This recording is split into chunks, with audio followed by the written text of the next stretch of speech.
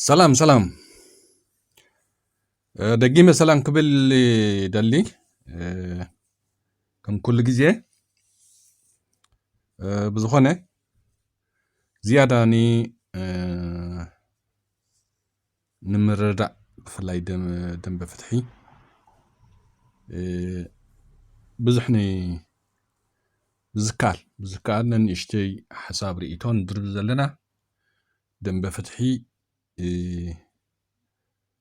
قلطيفنا كاب جزينا بجزي زحشي نمرر بزح نجر كنفطر سلازي دلا زلي بزكال أنا بقول كي بوجني تدقاقامي رئيتو زقرب زلخو بفلاي دلي تفتحي مالت كاب جزينا بجزي بزح نجر من معراك نقبر جدن سلازوخني بزخني لومي نزي جغنا مراحي بمغنيات ناصنت إيرترا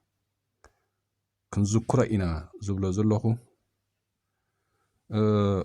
ولكي كلم هجي رئيته بلاني ري زعبا زحجي توساخي زارة بلادي اللي زلخو رئيته بلاني ري مغنياتو أبونا مسفن حقوس بهوتو ألو زحجي ززاربو زلخسي حقن حاسوتنس كاب قالوهن سمعون خقلينا إلي زعبا زحجي زغربا زلخو أقل أواناتون رئيته بلاني ري هجي تايقو أبزي نا إرتراويان تايرلو زلعال صبوي كن راد على مالسي مزراب صبوي مزراب سي كل جزء له مزراب ولا حنتي كون كل جزء زربا خلي على كله تو مغنيات وي تحققاني زي نزيني تبهالكا قدنتي مالتي حجي نتايو إسران 4 قنبت سلمنتاي تمريصا زبل سبالو نتعلت ون اسياس كم زمرصا زردو أسبالو جاء أبعينا أوروب تنكف كنبلا مالتي حدا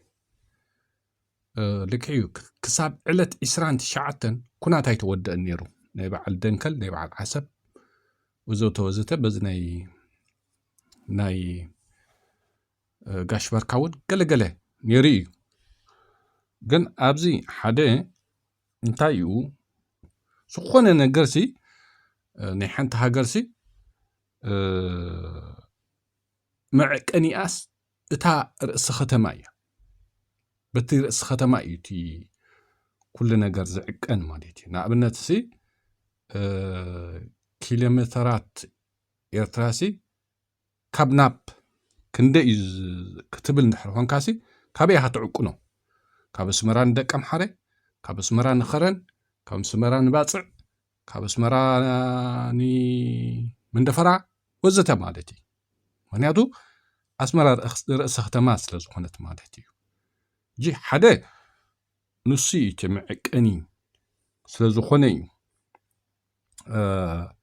تعلس إسان 4 نسي رأس ختما أسمرا نايرت رأس ختماس لزخونت لت إسان 4 كأني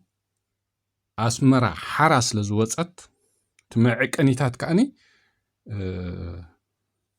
بتناير رأس ختما نحرس تحيزاسي بكا بدحرقو طرفاش قلقله كم تقولوا أكل زقاتم نقل معلتات تحابيم صنحو تهدرات ديم قلديم أقل تخردينهم صنح ديم قلقله سو بزحب قمت زقاتي كونن تي أب قمت زقاتي علمون قلحتات قبرولو حانت هاجر رأس ختمان يتهاجر حران دحر وصيب نسيتي زرت عند نجر مالت حدا نسيتي إسران 4 تنسي و إسران 3 ቅድሚ እውን እኮ ካልእ ከተማታት እኮ ሓራ ወፂን እየን አይ ቲንክ ዓሰቦን ዕለት 29 እያ እዚ በዓል ዕዲ ጢዖ ገለመለታት መስለኒ ዕለት 28 25 ኣቢል እዩ ኣብታት እዩ እንጂ ቅድሚ ዕለት 24 ሓራ ዝወፃ ከተማታት ኣለዋ ድሕሪ 24 እውን ከምኡ በዓል ዓሰብ ማለት እዩ ሕጂ ግን ቀንዲ መዐከኒ ታርእሲ ከተማ ስለ ዝኾነት 24 ንሱይቲ ምኽንያት ማለት እዩ ሓደ ንሱይቲ ምኽንያት ካልኣይ ቅድሚ ሕጂ ርእይቶ ሂበላ ነይረ ማለት እዩ ዕለት 24 ኢሳያስ ኣፈወርቂ ንኣስመራ ከይትኣትውዋ ከይትሕዝዋ ጽንሑ ኢሉ ትእዛዝ ከም ዝሃበ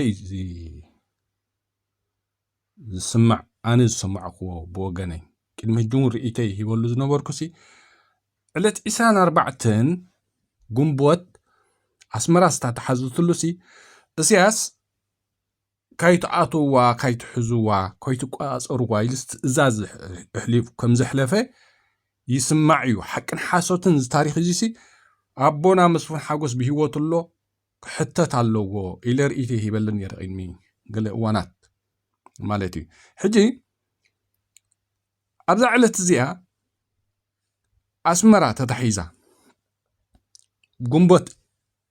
24 ጉንቦት ማለት እዩ 1991 ኢሳያስ ከይትሕዝዋ ከይትቆፃፀርዋ ዝብል ትእዛዝ ይሕሊፉ ኣቦና መስፍን ሓጎስ ግን ናይቲ ከባቢ ኣዛዚ ስለ ዝነበረ ከምኡ ዝበሃል ነገር የሎን ኣጥቅዑ እተዋ ተቆፃፀርዋ ኢሉ ብትእዛዝ ኣቦና መስፍን ሓጎስ ከኣኒ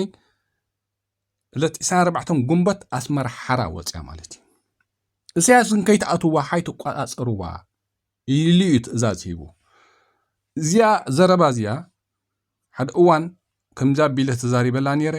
ምናልባት ጌጋ ታሪክ ወይ ጌጋ ዘረባ ኮይኑ ዝዛረበ ዘለኹ ኣቦና መስፍን ሓጎስ ብሂወት ስለ ዘሎ እዚኣ ኣነፂሮ ነገረና ይኽእል እዩ ኢለ እውን ሓሳበይ የቐሚጠ ማለት ሕጂ እንታይ እዩ ዕለት 24 ጉንቦት ኢሳያስ ከይትቆፃፀርዋ ኣስመራ ኢሉ ከይትሕዝዋ ጽንሑ ኢሉ ኣቦና መስፍን ሓጎስ ግን ቀጢን ትእዛዝ ሂቡ ተቆፃፀርዋ በትን ኣጥቂዕኻ ኣስመራ ክትተሓዝ ኣለዋ ኢልኻ ትእዛዝ ሂቡ ኣቦና መስፍን ሓጎስ ማለት እዩ ኢሳያስ ግን ከይትቆፃፀርዋ ከይትኣትዉ ጽንሑ ኢሉ ኣቦና መስፍን ሓጎስ ግን ትእዛዝ ናይ ኢሳያስ ጉሒፍዎ ማለት እዩ ምናቱ ትእዛዝ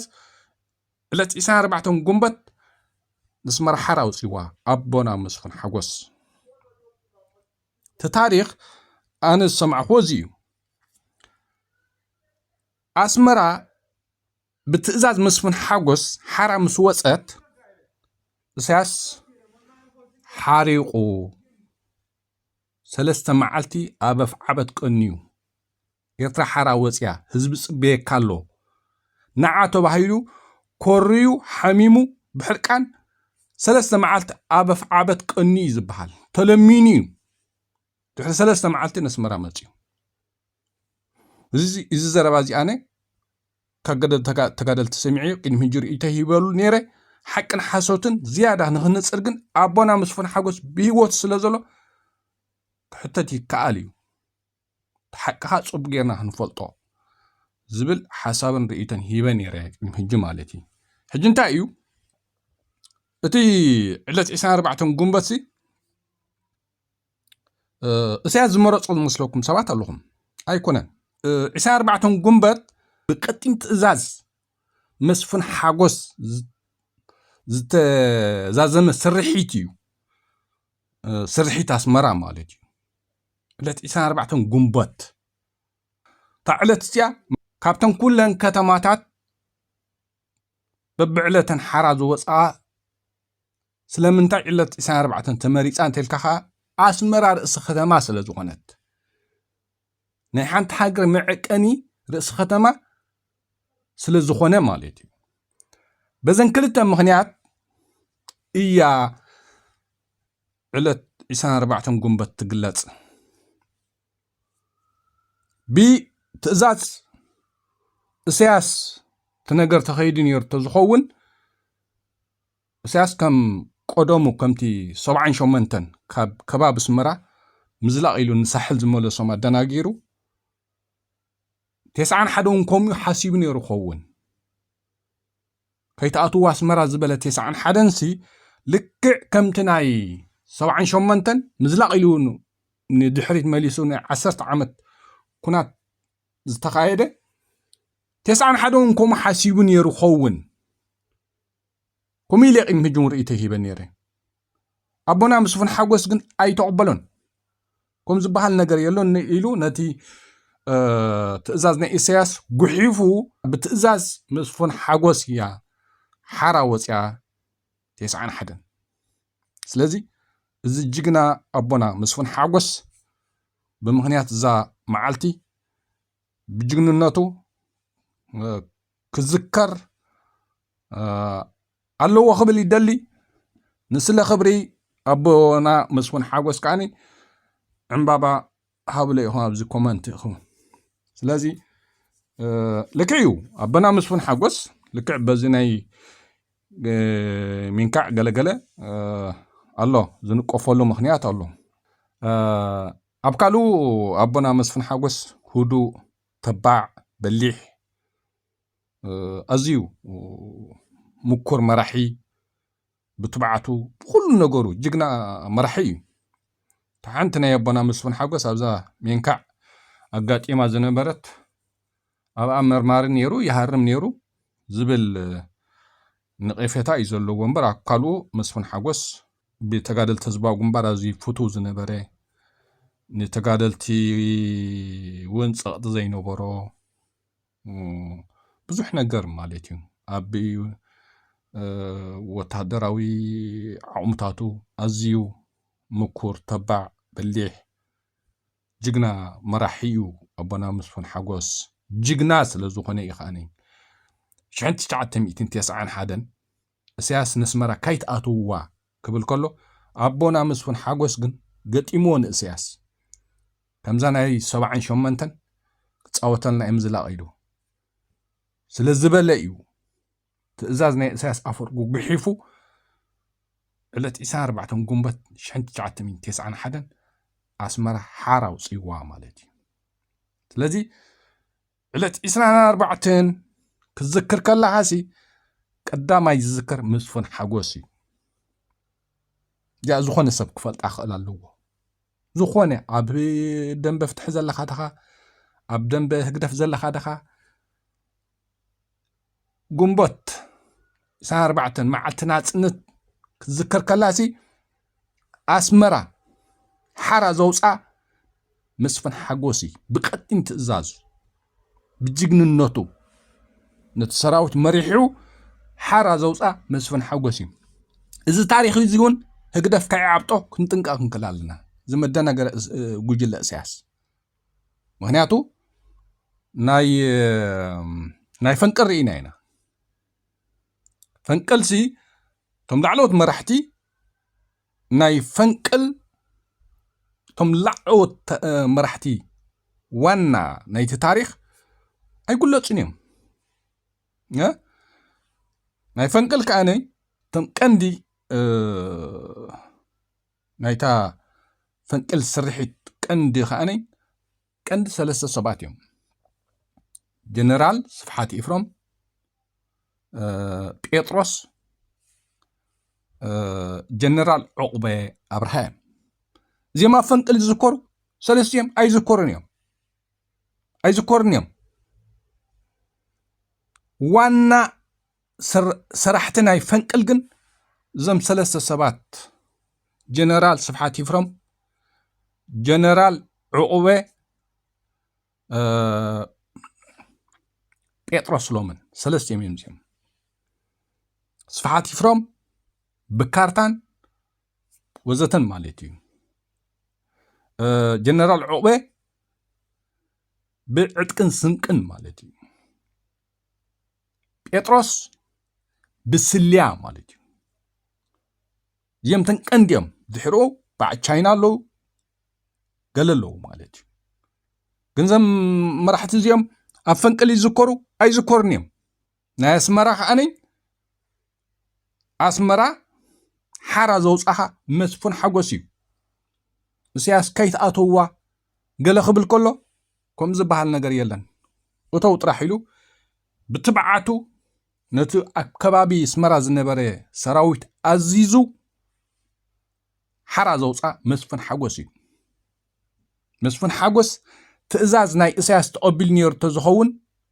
لك إسياس كمتا سوعين شمنتن كابي كباب سمرا مزلا إلو نسحل زملاسهم كم أم ملاسهم نيرو أبنا مسفن حقوس كا ولا نعاقت إموي زخون حجون كدنا قرنا أيو سلزبلي تأزاز ناي إسياس قحيفو بناتو تأزاز أسمر حراوس يوا مالتي لذي جقنا أبو بمهنيات معالتنا تنت كذكر اللغو دليت فتحي أبه قدف زلهم تاريخ كم زلو وقت أمت أتقلال لك كندي سرحتي تاريخ ندعبتك سياسي زي وعللو سب تاريخ ندا حسسك تطاوي خا تاريخ سياسي قبرو مفتان كم زبها نقر يلن سلازي مسفن حاقوس شربلو وخمزي بيدو كلنا خاني بزعلت زيا بفوليك أنا نوبنا مسفن حاقوس كن ذكرهم كلال لنا بالجننت بتبعات لكعيو نسمى راح سلز نبرن برت ما أوز نبرو تقدر تقول لهم جيجان تبعات نسلزو خونيم نسمى راح راس يوم عاطفهم مالتي جن من يرم ما راح أزازك عندي أبونا مسفن حاقوس تأزازنا سياسي قطعنا أبونا مسفن حاقوس يا قريبة أسمرا خيت أتوات تبل صنحو تبل مالتي لك حمزة زبلاز لكم بقطين تأزاز يلا كنو قادا صرا علنا زبلنا تخبابزي ابتخبابز نبر السراويت تأزاز هيبو خاني أسمرا خا التي إسان 4 قنبت حارة وزيا مالتي هجي التي إسان 4 قنبت حدا بزمخنيات يا أسمرا حارة وزيا مالتي كالا أي نقر أسمرا رأس ختما سلزخونت يا تعلت كأني هاقراوي معلتنا نتعلت التي إسان 4 زخونت مالتي وناتوز أبنت دقم حارة علت 23 دحري حارة وزيا من دفرا التي 20 قلتن حران دحر وزيا باسعونا لك جندعونا لك كالا خاتماتات سجنيت لك عدائي حلك كرنا لك بزح نقر استفلالع علتاتين حراوتين جن إذن كل كتماتات زين تمعكني كابتار سختما سلزخونة أسمر حار سختما يرترى علت 24 حراوتين بتأزاز أبونا مسفن حقوس زي تبع جقنا أبونا ماليجي لذي تنقر زي سلزخونة بمعالتنا نات إرتراح أني زي جقنا أبونا بخبرهن ذكرو علنا ببزلنايو تبعال بخمسة عينت كن ذكروهن كلا لنا دليت فتحي أوكي تاريخي تاريخ كل ناي أبي قدف زل خدها فتحي زل خدها تاريخ كل ناي وتم دقفت قدف كنت تبيع من زي حسب زيو خزاربو لي كل نيمه كل نيم حق خزاربو سلازي في قدم نصم مالتي صم استبحلو طرحم زغبرو بقى تنገርكم ስለዝኾነ ኣብ ምድጋፍ ዘለው ነዚ ታሪክ እዚ خزاربو ኣይኩልንም ተሓቢኦም ተጸጊዖም ክሰምዑ ክእሉ እዮም ሸርኩ ብሎ ኣይኩልንም ክዛረብሉ ኣይኩልንም ኣይፍቀዶምን حق خزاربو يفقدومني أب هقدف زلو كدوقو فترح يفقدوم أبداً بفتح زلخا جن تاريخ زيو ዕለት 24 ብኸመይ ንሳ ኮይና ገለገለ ኣይትበል በዘን ክልተ ምኽንያት እያ ዕለት 24 ጉንበት ሃገራዊ መዓልቲ ናጽነት ኤርትራ ተባሂላ ዘላሲ በዘን ክልተ ምኽንያት እያ ስለዚ ኣቦና መስፍን ሓጎስ ኣብዛ ዕለት እዚኣ ትእዛዝ ኣብ እሳያስ ተቐቢሉ ከይድ ነርተ ዝኸውን እሳያስ ከም 78 ምዝላቕ ኢሉ ንሳሕል መለሶም ክሳብ ሕጂ እውን ኣብ ሳሕል መሃለና ማለት እዩ ይኽርድኦ ዘለዎ ዝኾነ ሰብ ማለት እዩ ኣቦና መስፍን ሓጎስ ግን እሳያስ ጽቡቕ ገይሩ እዩ ዝፈልጦ ከምታ ናይ 78 ምዝላቕ ኢሉ ሓደናግረና እዩ ስለ ዝበለ ከም ዝበሃል ነገር የለን እተው ጥራሕ ኢሉ ነቲ ሰራዊት ኣዚዙ ኣስመራ ሓራ ኣውፅዋ ማለት እዩ እሳያስ ከዓኒ ስለምንታይ ትእዛዘይ ነፂካዮ ኢሉ ሓሪቑ 3 መዓልቲ ኣብ ኣፍዓበት ደቂሱ ቀኒ ሓይሙ ውጻት እሳያስ እንድሕር ሓሪቑ ውጻት ይዝሕዙ እዮም ዝብሉሃ በቃ ሓይሙ ቀኒ 3 መዓልቲ ንዓ ኤርትራ ሓራ ወፅያ ህዝቢ ጽበየካ ኣሎ ከም ሓደ ኣዛዚ ውድብ ህዝቢ ጽበየካ ኣሎ ንዓ ተባሂሉ 3 መዓልቲ ተለሚኒ ዝበሃል ኣነ ቅድሚ ሕጂ ርእይተ ይበል እየ ዘረባ እዚ ዝብሎ ዘለኹ ካብ ሰባት ሰሚዐዮ ሓሶት እንድሕር ኮይኑ ኣቦና መስፍን ሓጎስ ብህይወት ስለ ዘሎ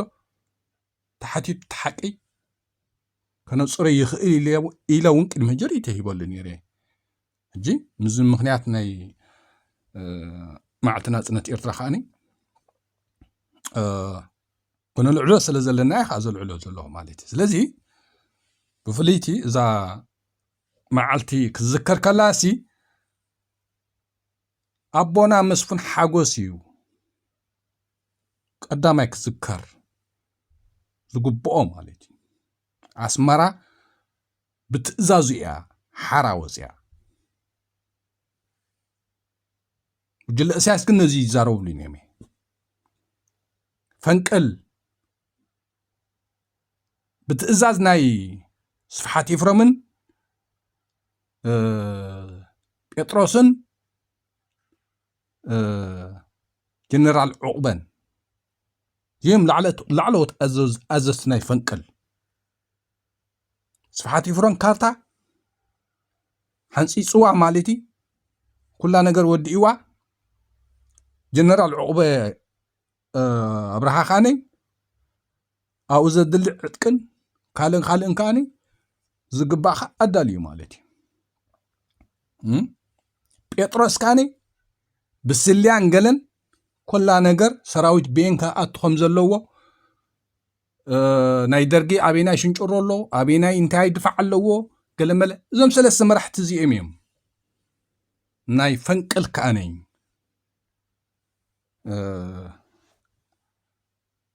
ኣብ ቅድሚት ዝርከቦ ማለት እዩ ድሕሮም በዓል ቻይና ኣለዉ ካልእ እውን ኣለዉ ስለዚ እቲ ታሪኽ ዋናታቱ ክጽውዕሉ ኣለዎ ስእልካ ኣይኮነን በቃ 24 ጉንበት ክትብል ከለኻ ኣብ ቅድሚ መስፍን ሓጎስ ክትረኽቦ ትክእል ኣለካ ኣብ ቅድሚት መስፍን ሓጎስ ክትረኽቦ ትክእል ኣለካ ብትእዛዝ መስፍን ሓጎስ ኣስመራ ሓራ ስለ ዝወፀት ማለት እዩ ዕለት 24 ከመይ ኢላ ክበሃል ከሎ ኣስመራ ከመይ መዓስ ወፅያ ብትእዛዝ መን ኣስመራ ሓራ ወፅያ ወይ መን መራሒ ነይሩ ክበሃል ከሎሲ ሓደ ዝናይ ኣቦና መስፍን ሓጎስ ኮይኑ ከም ካልኣይ ከዓኒ ኣስመራ ርእሲ ከተማ ኤርትራ ስለ ዝኾነት ሃገር ከዓኒ ምዕቅኒታታ ካብቲ ርእሲ ከተማ እዩ በቲ ናይ ደቀ ምሓረ ሓራ ዝወፀት በቲ ናይ ዓደቂሕ በቲ ናይ መንደፈራ በቲ ናይ ከረን እቲ ናይ በዓል ወይ ገዘተ ብኡ ክኸውን ኣይክእልኒ በታ ርእሲ ከተማ እያ ትኸውን ሓደ በታ ርእሲ ከተማ